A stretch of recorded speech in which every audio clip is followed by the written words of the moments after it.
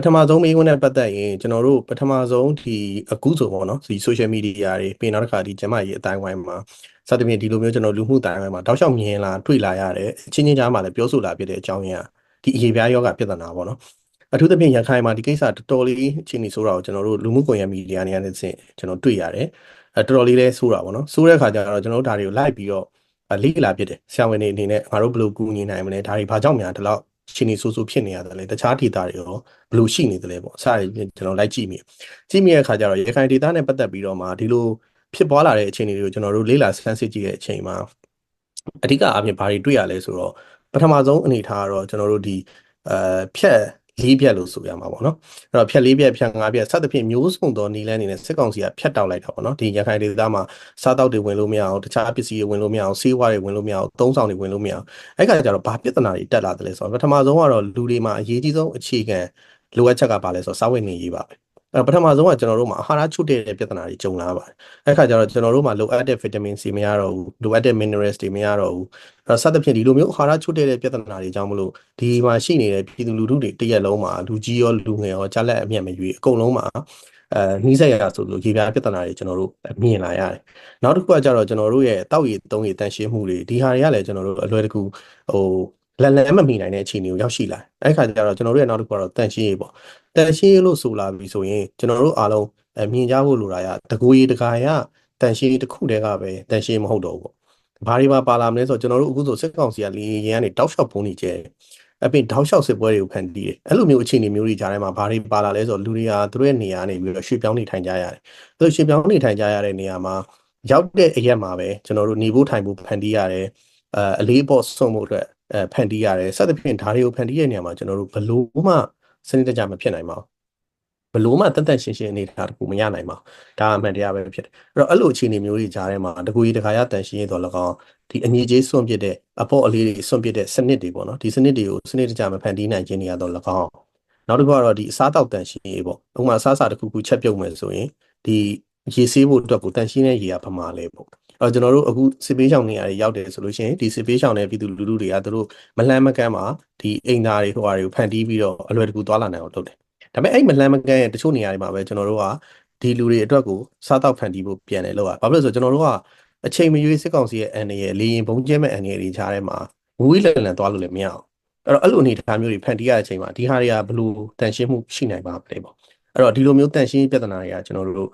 ဒုတိယပြဿနာတစ်ခုဖြစ်တယ်အဲ့တော့နောက်တစ်ခုကကျတော့ဘာလဲဆိုတော့ကျွန်တော်တို့ကအရင်နေကြတယ်ဆိုရင်ကိုယ်အိမ်နဲ့ကိုယ်အရာနဲ့ကိုယ်အိုးနဲ့ဘယ်လိုပဲဖြစ်ဖြစ်တဲ့အိမ်မှာ3-5ယောက်စသဖြင့်ဒီလိုနေကြတာ哦နေကြတော့အိမ်မှာမိသားစုတယောက်ရှိရဆိုရင်ဒီမိသားစုတယောက်မှာအေးပြားယောဂဖြစ်တယ်ဆိုရင်တော့အလွန်ဆုံးကုရင်သူ့အိမ်ပဲကျွန်တော်တို့ဘေးအိမ်တော့သွားမကူတော့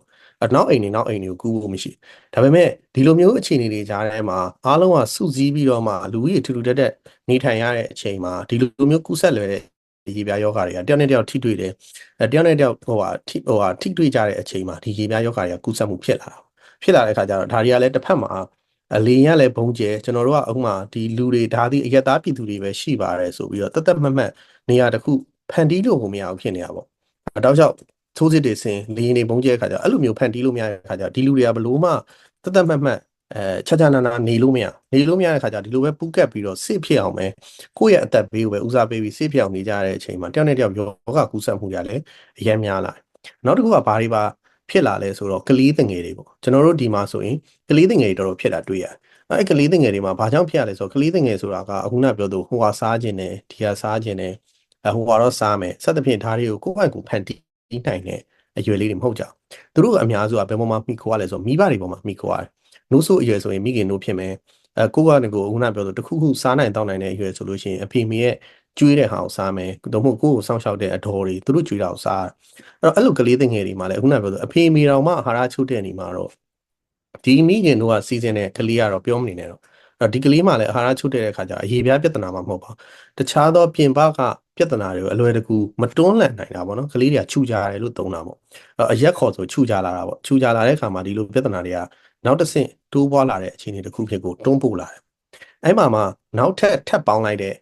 ကြောင်းအရာ2ချက်ရှိတာပေါ့နော်တစ်ချက်ကဘာလဲဆိုတော့ကျွန်တော်တို့အခုလိုမျိုး crisis ဖြစ်တဲ့အခြေအနေမျိုးတွေမှာကျွန်တော်တို့ကစေယုံစည်းကမ်းဆရာဝန်သူနာပြုစသဖြင့်ကျွန်တော်တို့အလွယ်တကူဆက်သွယ်လို့မရဘူးထိတွေ့လို့မရဘူး ဒီလိုအခြေအနေတွေကြားထဲမှာကိုယ့်အရေးပြားပေါ်မှာအခွက်ကလေးတစ်ခုဖြစ်လာတယ်သူဒီမို့အနာဖြစ်လာတယ်ဒီနာခဏနေပျောက်မှာလားဒါမှမဟုတ်တစ်လလောက်နေပျောက်သွားမှာလားဒါမှမဟုတ်ငါတက်ရှင်းရှင်းနေလိုက်ပျောက်ပြီလားအဲ့ဒါကိုသူကိုယ်တိုင်လည်းသိချင်မသိနိုင်တနည်းအားဖြင့်ပြောရင်တော့ကျမ်းမာရေးဘူးသူတာပေါ့ဒီဟာနဲ့ပတ်သက်ပြီးတော့ကိုမသိရင်မသိတဲ့အကြောင်းအရာကိုကျမ်းမာရေးဝန်ထမ်းတွေကိုတွားပြီးတော့မေးမြန်းစုံစမ်းပြီးတော့ကုသမှုခံယူဖို့မှလည်းကျွန်တော်တို့မှာကြောက်ရွံ့ကြားထဲမှာနေထိုင်နေရအဲ့လိုနေထားတဲ့ကြားထဲမှာကျတော့လက်လန်းမမီဘူးပေါ့အဲ့ဒါကြောင့်မလို့ကျွန်တော်တို့ဒီနေရာမှာဘာဟာလဲအရေးကြီးတဲ့အချက်တစ်ခုဖြစ်လဲဆိုတော့ကျမ်းမာရေးဘူးသူတာကိုလိုအပ်တဲ့လို့ကျွန်တော်တို့ရဲ့ခံစားနေရတဲ့ပြည်သူတွေကိုမဖြန့်ဝေပေးနိုင်တဲ့ပြဿနာပေါ့လက်လန်းမမီနိုင်အောင်ဖြတ်တောက်ခံထားရတဲ့ပြဿနာအဲ့လိုဖြစ်တော့ကျွန်တော်ဒီနေ့ဒီချိန်အင်တာနက်အချိန်လူမှုကွန်ရက်မှာအလွယ်တကူကျွန်တော်တို့ကျမ်းမာရေးဘူးသူတာတွေကိုသွားနိုင်ရတယ်ဆိုပေမဲ့စိတ်ကောင်းစရာတစ်ခုကတော့ကျွန်တော်တို့လွန်ခဲ့တဲ့တက္ကသိုလ်2000ပတ်ချာလဲဒီ2015 16 19ဒီလိုအခြေအနေမှာရခိုင်ဒေသအင်တာနက်ဖြတ်တောက်ခံပြီးတော့ဒီနေ့အဖြစ်ပြောရင်ဒီလိုမျိုးအခြေအနေတွေနဲ့တာမန်ပြည်မှာပြည်သူတွေလိုမျိုးအလွယ်တကူလက်လန်းမိတဲ့အနေအထားမှာမရှိခဲ့ပါဘူးမရှိခဲ့တဲ့အခါကျတော့သူတို့တွေရဲ့ကျန်းမာရေးဘူးသူတာနဲ့ဒီအကြောင်းအရာတွေကိုငါတို့ဘယ်လိုဖြေရှင်းလို့ရမလဲဆိုတော့လက်လန်းမိမှုကတော်တော်လေးဝေးပါတယ်ဝေးတဲ့အခါကျတော့ဒီပြဿနာတွေကိုကင်တွယ်တဲ့နေရာမှာသူတို့မှာစီးမီတိုတွေတော့၎င်းအချင်းချင်းကြားမှာဒီဟာတွေတော့ဖြစ်နေပြီငါဘယ်လိုလုပ်ရမလဲပေါ့ငါတော့ဒီဆေးလေးသုံးကြီးပျောက်တယ်နင်ဒါသုံးလိုက်ပေါ့စသဖြင့်အဲ့လိုအခြေအနေတွေနဲ့တို့မှဖြည့်ရှင်းရတဲ့အခါမှာကျွန်တော်တို့တွေ့ရတဲ့အခါမှာပူပူဆိုးလာတဲ့ပြဿနာပေါ့ဒါမျိုးတွေကျွန်တော်တို့တွေ့လာရတယ်နောက်ဆုံးတစ်ချက်ကတော့ဗာလဲဆိုတော့ရှက်ရွံ့တာပေါ့ကျွန်တော်တို့စီမှာဒီကာလမှာကျွန်တော်တကယ်ကိုတိုက်တွန်းပြောချင်တဲ့အကြောင်းအရာနှစ်ခုရှိရဲ့အဲ့ဒါဗာလဲဆိုတော့နံပါတ်1ကကျွန်တော်တို့လူဒီလဲနာမကျန်းဖြစ်တတ်တယ်လို့စိတ်ဒီလဲနာမကျန်းဖြစ်တတ်တယ်အဲ့တော့ကျွန်တော်တို့မှာတစ်ခါလေးစိတ်ပိုင်းဆိုင်ရာပင်ပန်းမှုတွေရှိရဲဆိုတော့ရှက်စရာမဟုတ်ပါဘူးအဲ့လိုပဲကျွန်တော်တို့ဂျားထဲမှာတော်တော်များများသောလူမှုပတ်ဝန်းကျင်မှာရှိနေတဲ့တားဆီးကန့်သက်ချက်တွေအရေးပြားယောဂါဆိုတော့ရှက်စရာယောဂါတစ်ခုဖြစ်နေလူအများစုကရှုမြင်ကြတဲ့အခါကျတော့ဘာဖြစ်ကြလဲဆိုတော့ငါမှရှိရဆိုလို့ရှိရင်သူများကိုတိဝိုင်းကူးတဲ့ယောဂါဖြစ်နေငါ့ကိုများစကားမပြောဘဲနေမလားပေါ့ဒါမှမဟုတ်ဒီလိုမျိုးလူတွေနေတဲ့နေရာမှာငါ့ကိုများတခြားနေရာသွားထုတ်ထားမလားပေါ့ဆက်သဖြင့်အဲ့လိုရှက်ရွံ့မှုတွေလည်းခံစားရတဲ့လူတွေမှာရှိကြတယ်အဲ့တော့သူတို့ကဆရာဝန်ဆေးရုံဆေးကန်းအလွယ်တကူရှိရဆိုရင်တော့ကျွန်တော်တို့ဆေးရုံဆေးကန်းတွေအလွယ်တကူရောက်မလာဘူးရောက်လာလို့ရှိရင်အမြဲတမ်းနောက်ကျကျွန်တော်တို့ကမေးတယ်ဘာဖြစ်လို့နောက်ကျလဲဆိုရင်အဓိကပြဿနာရှက်တာပဲဒီလိုမျိုးဟာကိုထုတ်ပြောဖို့ခက်ခဲတာပေါ့နော်အဲ့ဒါကြောင့်ကျွန်တော်ဒီနေရာကနေတိုက်တွန်းနေတယ်ဒီလိုပြဿနာတွေကြုံလာရင်ကျန်းမာရေးဝန်ထမ်းအနေနဲ့ထိတွေ့နိုင်မှုစူးစမ်းပါတိုင်ပင်နိုင်မှုစူးစမ်းပါယောဂကိုမနှောင်းခင်ကုသနိုင်မှုစူးစမ်းပါအဲ့အတွက်ဒီမိကုန်းမှာအဓိကအားဖြင့်ကျွန်တော်တို့ဒီလိုမျိုးအဖက်ဖက်ကဖြတ်တောက်ခံတဲ့အချိန်မှာဟာရချုပ်တဲ့ပြဿနာတွေတန်ရှင်းပြဿနာတွေဒီအညစ်အကြေးတွေကိုစနစ်တကျမစွန့်ပစ်နိုင်တဲ့ပြဿနာတွေတောက်ရည်သုံးရည်တန်ရှင်း access ပေါ့နော်လွယ်တကူလက်လန်းမမီနိုင်တဲ့ပြဿနာတွေကျွန်တော်တို့ဒီကလေးတွေမှာမိခင်တို့ချုပ်တဲ့ဟာရချုပ်တဲ့ပြဿနာတွေနောက်တစ်ခုကတော့ဒီကျန်းမာရေးဘုဒ္ဓနေပါတာတွေအပြင်ကျန်းမာရေးဘုဒ္ဓကိုအလွယ်တကူလက်လန်းမိနိုင်မှုရှာဖွေလေ့လာနိုင်မှုအင်တာနက်မရနိုင်တဲ့ပြဿနာတွေဒီပြီးရင်နောက်တစ်ခုကတော့လက်လန်းမိတယ်ဆိုလဲဆေးကုသဖို့အတွက်ကဥမာဆရာဝန်နဲ့ချိန်မိရဆိုရင်တော့ဆရာဝန်ကဒီပြဿနာဘာမှတော့မဟုတ်ပါဘူးဒီဆေးလေးလူလိုက်ပါဆိုရင်တော့သူ့မှာစစ်ကောင်စီရဲ့ဒီဖြက်လေးပြက်ပြူခါအောင်မှာဘာမှဝယ်မရတဲ့ပြဿနာပေါ့အဲ့တော့ယောဂတွေကပိုဆိုးရင်ဆိုးလာတာပေါ့လေအဲ့အတွက်ကြောင့်မလို့ဒီလိုအကြောင်းချင်းရတွေအများစုကတော့ဒီရေပြားပြဿနာတွေပြန့်ပွားလာတဲ့အကြောင်းလေးမှာအဓိကအကြောင်းရင်းတွေဖြစ်တယ်ဆိုတော့ကျွန်တော်ဒီမှာပြောချင်တယ်ပေါ့လေဒီနောက်ဆုံးမှာဒီပထမဆုံးမေးခွန်းအတွက်ကိုကျွန်တော်တို့ရခိုင်ဒေသဖြစ်နေတာရယ်နောက်တစ်ခုကတော့စစ်ကောင်စီနဲ့အပြန်အလှန်တိုက်ပွဲဆင်နေရတဲ့ပြဿနာလည်းဖြစ်တဲ့အတွက်ကြောင့်မလို့မိထားလို့မရတဲ့နောက်ထပ်အရေးကြီးကြောင်းတစ်ခုရှိပါတယ်အဲ့ဒါဘာလဲဆိုတော့ chemical weapon မှာကျွန်တော်တို့ဓာတုလက်နက်လို့ခေါ်ပါတယ်အဲ့တော့ဓာတုလက်နက်တွေကဒီနေရာမှာဖြစ်လာတဲ့အရေးပြားယောဂရဲ့လက္ခဏာတွေကိုကျွန်တော်တို့ကြည့်တဲ့အချိန်မှာဒီ blistering လို့ခေါ်တာပေါ့နော်အကြီးကြီးဘူးထားတဲ့ပုံစံမျိုးတွေလည်းတွေ့ရတယ